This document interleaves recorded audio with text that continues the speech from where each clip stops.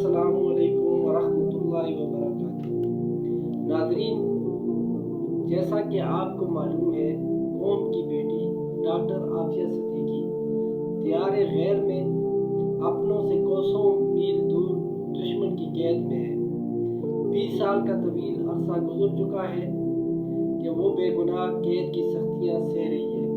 वो नाम नहाद जंग जो अमेरिका और अफगानिस्तान की, जिसके बेबुनियाद जुर्म में उसको अपनों ने अमेरिका के हवाले किया, अब वो भी ख़त्म हो चुकी है। लेकिन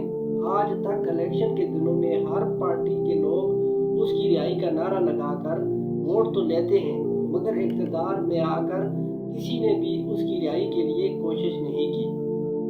अब 20 साल के तवील अरसे के बाद डॉक्टर आफिया सिद्दीकी की बहन डॉक्टर फौजिया सिद्दीकी ने मुलाकात की और अब मुलाकात का सिलसिला शुरू हो चुका है। काफ़ी अरसे के बाद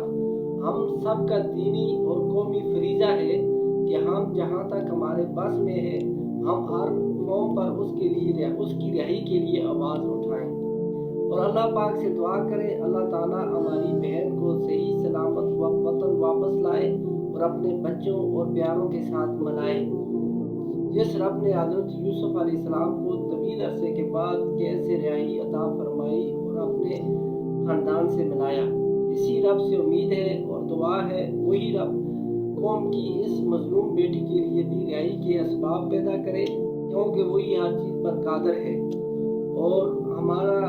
हक है कि हम जहाँ तक मुमकिन हो सके, जहाँ तक हमारे बस में है, उसकी रिहाई के लिए आवाज़ उठाएं और अल्लाह तबारक व तआला से दुआ करें